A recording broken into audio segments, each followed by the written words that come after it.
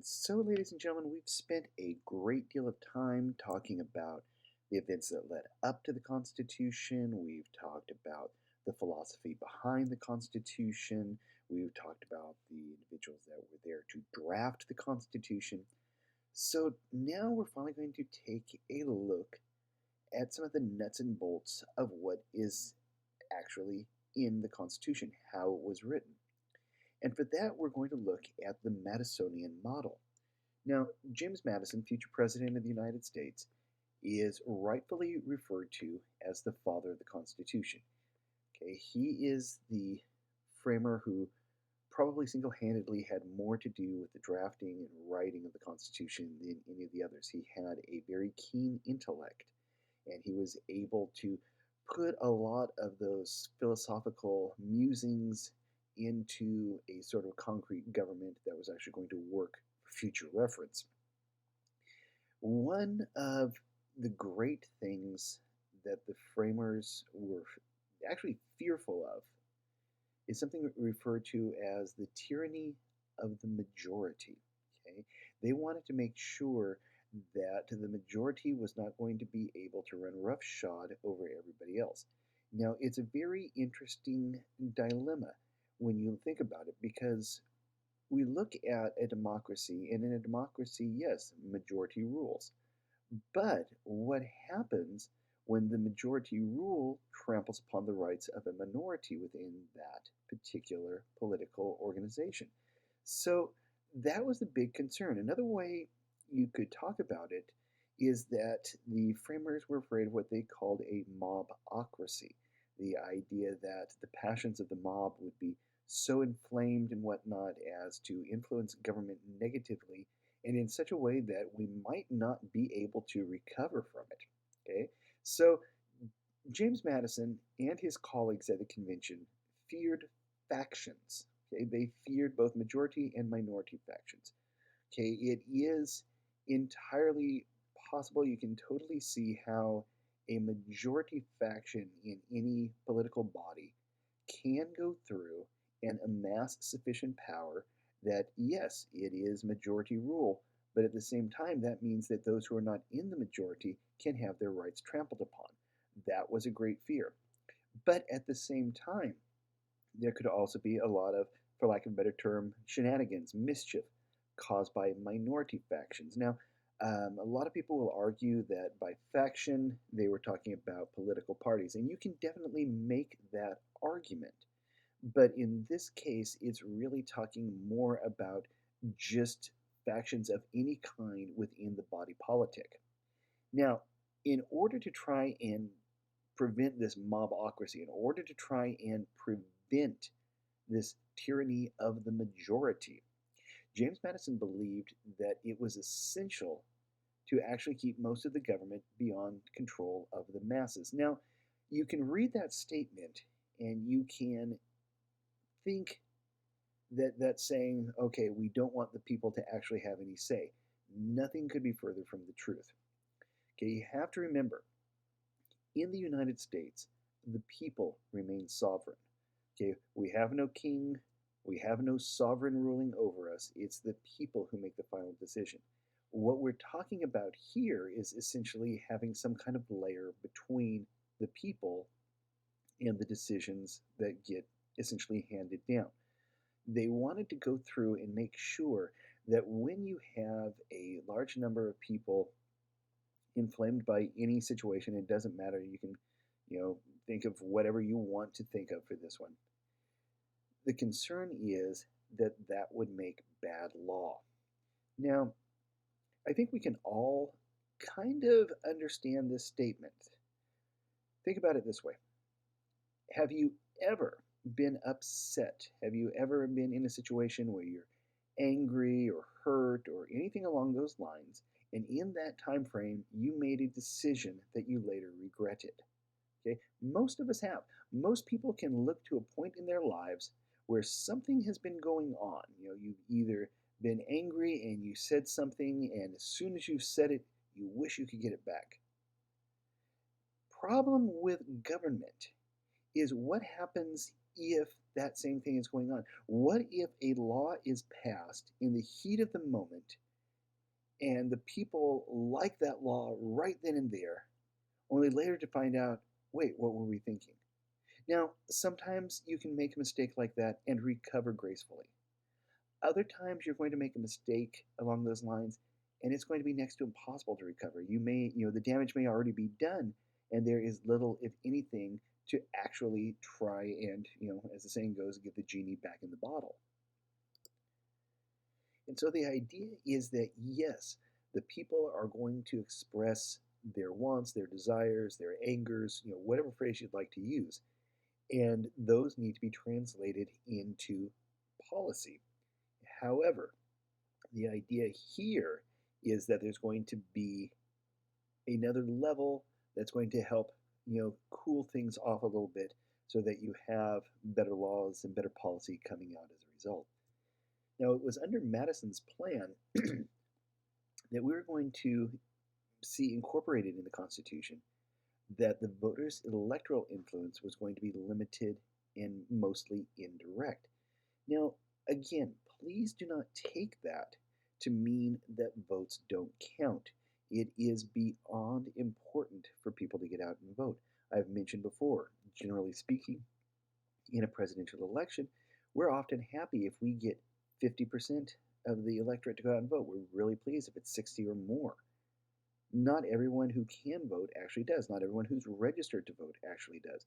You'll see in the various polls that are coming out for the presidential race, they will list either, were they interviewing registered voters or likely voters. Okay, there's a big difference.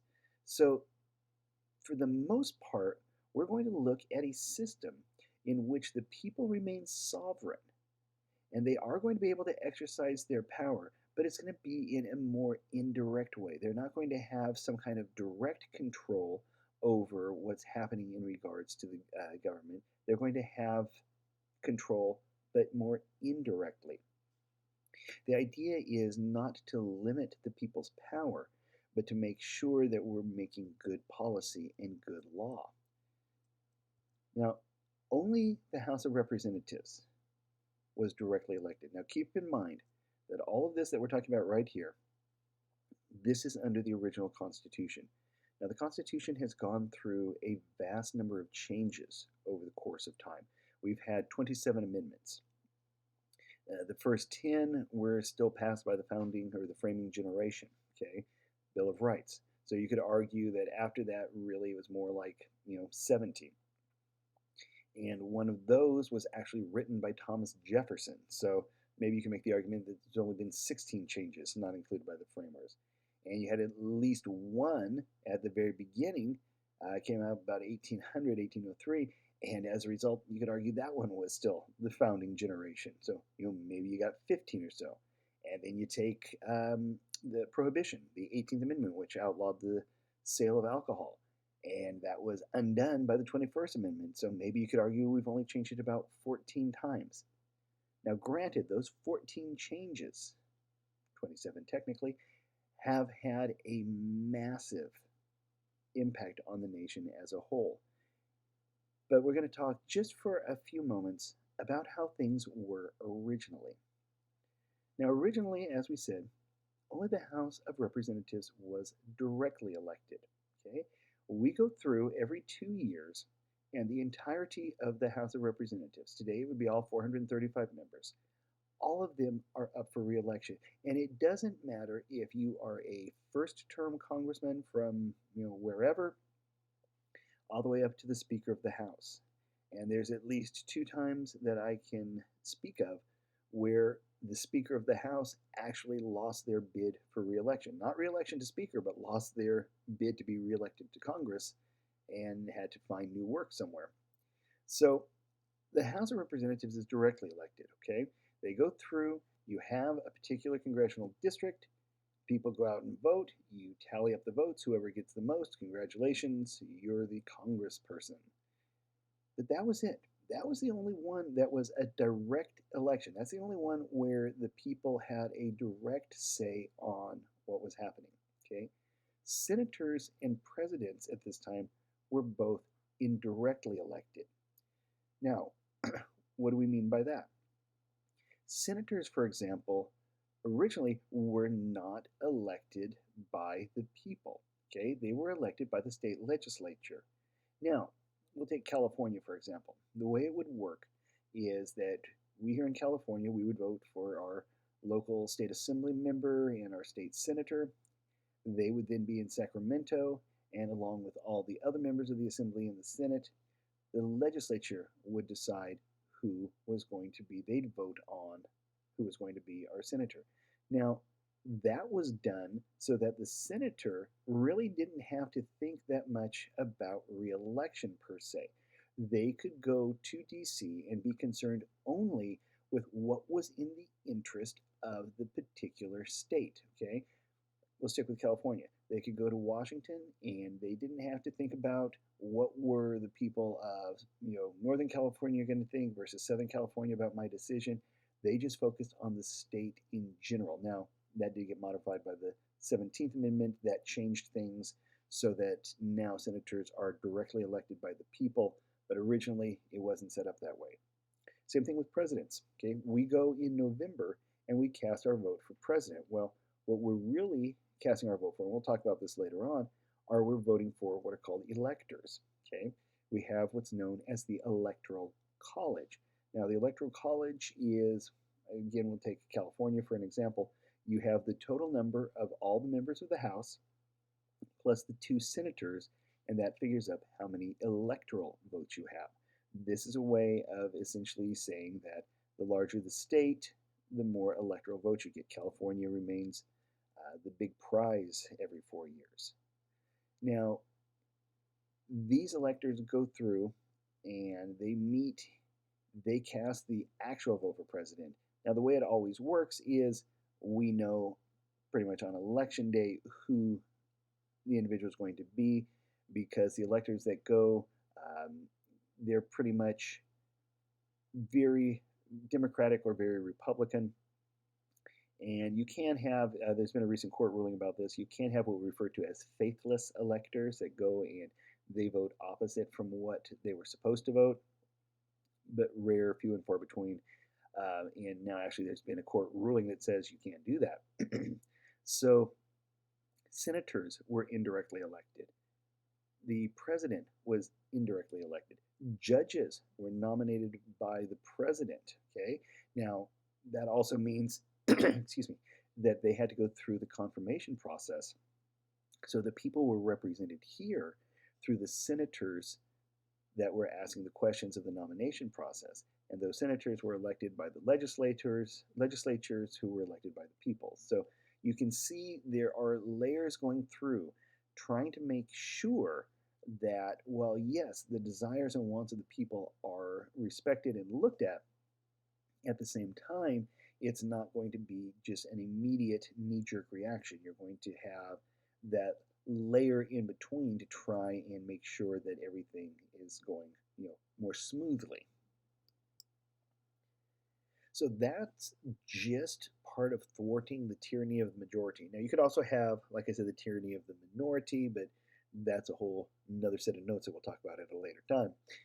Now, in addition to trying to thwart the tyranny of the majority, another one of the bedrock, foundational, cornerstone, whatever phrases you would like to use, aspects of our Constitution, the separation of powers and checks and balances. Now, I know you already saw the crash course video on this. Now, in this case, in the Madisonian scheme, for lack of a better term, there's a system of separation of powers. The idea being that each of the 3 branches of government would be relatively independent of the others, in that no one branch could therefore control the others. As I've said before, you got to think about it as a game of rock, paper, scissors. Okay, think about rock, paper, scissors. Rock beats scissors but loses to paper. Paper beats rock but loses to scissors. Scissors beats paper. Okay, but you see how it goes. So each one of the branches of government, the legislative, the executive, and the judicial, they all have different powers and responsibilities. And the idea here is that those powers and responsibilities are divided up in such a way that regardless of if one branch really wanted to, they could not run roughshod over the other two branches. Could two branches be on one side against the third? Absolutely. Could one branch be upset with the other two? Absolutely. But the idea here is that no single branch of our government could ever be in control of the other two. The idea of that being possible was the concept of an absolute tyranny in the eyes of the framers. They wanted to make sure that the president was not going to have so much power that he could do whatever he felt like. They wanted to make sure that Congress, an elected legislature, was not going to be tyrannical. And they wanted to make sure that the judges, the judicial branch, was not going to go through and just, legislate from the bench. The idea is that each one of these would be separated and therefore would be a check on one another. You could try all you want. You could do anything you wanted, but the other two would be able to check that. There are a lot of checks and balances that are set into the Constitution just to try and make sure of all this. And we'll get into some of these more specific checks later on. But the idea is that power would be evenly distributed. You can think about it as a triangular flat surface balanced on a stick. As long as the three branches of government are equally powerful, they're going to keep that balance going. It's only when one side gets too much power, when too much goes that one direction, that things are going to tip over and fall apart. Power itself was not separated absolutely. Okay? There aren't necessarily hard and fast lines that show exactly where one ends and the other begins. There is sort of a blending as the various branches get closer to one another. There's a shared power among these three institutions. There are different responsibilities, there are different jobs that each branch has. There are different things that each branch is supposed to be doing and each branch alone gets to do. And then there are those things that they collectively work on. So the separation of powers is not as clear cut sometimes as we would like, but it's also clear enough for people to understand that the framers didn't want any one branch to be able to be so overwhelmingly powerful that they could just do whatever they felt like whenever they felt like it. Now, with all this power, we mentioned that there had to be checks and balances as well. And there are checks on each branch of the government by the other branches. Okay, now the reason for that, since we have all this power and it's not perfectly separated, okay, each branch requires the consent of the others for a number of its actions. This is our system of checks and balances, okay? Now, you can think about it that we have all this power. We have the power of the legislature, we have the power of the executive, we have the power of the judiciary. All those are different powers and they are separate, but they're also equal. They are balancing one another out. Now, our checks and balances, this reflects Madison's goal. Okay, now Madison's goal here was to set power against power to constrain government actions. Okay, remember, the framers had grown up under the British system. They had grown up living in the colonies. They knew how the king had worked. They knew how the crown was, how parliament was, and things like that. And they wanted to make sure that they weren't going to have the same issue, problem, whatever phrase you would like to use, here and under the new government. They had also seen what was going on with the Articles of Confederation, and they understood what changes needed to come about as a result of that. So the idea here is to set power against power, to balance one another out, to make sure that each branch has some kind of control over the others that are going to restrain it. The branches oftentimes don't like this. They often get mad at one another as a result of these constitutional, provisions. But at the same time, it is part of the genius that was our Constitution. Now, a couple of examples in regards to this.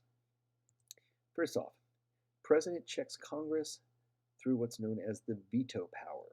Okay, now a veto is a rejection of legislation. Technically, what happens is, let's say Congress passes a law, and it doesn't matter what that law is. It could be absolutely anything.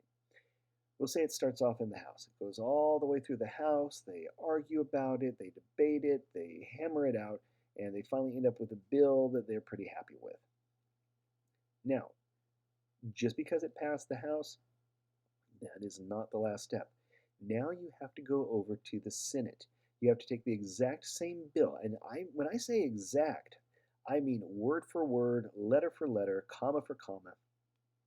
It has to be 100% exactly the same with no changes whatsoever. And the Senate has to go through and get all this taken care of. Now, if the Senate goes through and they pass it in the exact same form, great. But what happens if the Senate passes it in a different form? I mean, it could be something little. Well, then both houses have to get together. They have to work out a compromise bill. Then they send that compromise back to both houses who then vote on it. Okay, so let's say they've gone through all of this. They've gone through and they finally have hammered out a bill which they are pretty happy with. And they send it to the desk of the president. Well, the president gets the bill. It's sitting on his desk. And he now has two choices. If the president signs the bill, it becomes law. Now, there are some other things. There's what's called a pocket veto and some different things. And if it sits on his desk for 10 days, I believe it is, you go through and it becomes law, just without anything being done. But generally speaking, again, rare, few and far between. In this case, the bill arrives on the president's desk. If the president signs it, congratulations, it is now the law of the land. If, however, the president has objections to the bill, if he doesn't like it, he can veto it and send it back to Congress with his objections, with the reasons why he didn't sign it, and then the whole thing can start all over again. Goes back to the House and the Senate. Now they have two choices again. They can either give up. Actually, I should say they have three choices. They can give up and just say, fine, it didn't work. Second, they can rewrite the bill in such a way to accommodate what the president objected to, pass it that way, send it back, and the president will very likely sign it if they changed what he wanted. But there is another check on this, all right? President has a check on Congress by the veto. Congress then has a check on the president. They can override the veto. But to override the veto requires a supermajority in both houses. So it is an uncommon occurrence. It does happen. But if they do override a veto, politically speaking, nowadays, that is a body blow to a president. That is a huge shift saying that, okay, this is not going well. So you do have both levels here. You do have the president able to check Congress, and then Congress is able to check that particular change. But again, it might not end there. From there, let's say they override the president's veto, bill goes into law, and then the Supreme Court rules that the law was unconstitutional. All right, so that's another check. So now they've got another choice. Congress can rewrite the bill again, going through making for the changes that both the president and the Supreme Court wanted, or they can actually start the process to make a constitutional amendment, which is not a simple thing to do. Best example of all of this, income tax. We didn't have income tax until the 16th Amendment passed because the Supreme Court had ruled it unconstitutional. So what did Congress do? They got the people to agree to change the Constitution. Now it's in the Constitution, so it can't be unconstitutional. So these are just some of the checks on checks on checks trying to make sure that power was going to be limited within the government. Another thing, another check here. Congress holds what are called the purse strings of government. Okay, they're the ones that decide the money, how the money gets spent. They order the money spent a particular way, and then the president is supposed to spend it the way that Congress said. They even have watchdog groups within the government to make sure that the executive branch is doing things the way that the Congress told them to. So the power of the purse is huge. You think about it. Without money, aspects of the government will quite readily and easily shut down. And so having the power of the purse means power to control what stays open, which portions of the government actually gets to keep the lights on, basically, and things like that. On the other end of the building, you've got the Senate. They have the power to approve presidential appointments. Now, there are some jobs that the president can just decide, I want this person, and Congress has no say in it. Chief of staff, for example. But there are other jobs that it has to go through the actual Senate hearings. For example, if you wanted, whoever you pick to be your Secretary of State or Secretary of Treasury, things like that, those are jobs that have to be approved by the Senate. Biggest one is always going to be Supreme Court nominations. Okay, you have to, let's say you have a vacancy on the Supreme Court, you can pick whomever you wish, but they have to be able to survive the hearings on the Hill. So you have a lot of areas in which the Congress can check what the president is doing. Okay, they get to decide the money. They get to decide who is going to be sitting on the courts. That's why some presidents will go through for the courts, for example. They won't necessarily pick the person they want most of all, but they'll pick the person that they see as having the best chance of getting through the confirmation process. Sometimes it's just a challenge to see who's going to actually make it to the finish line.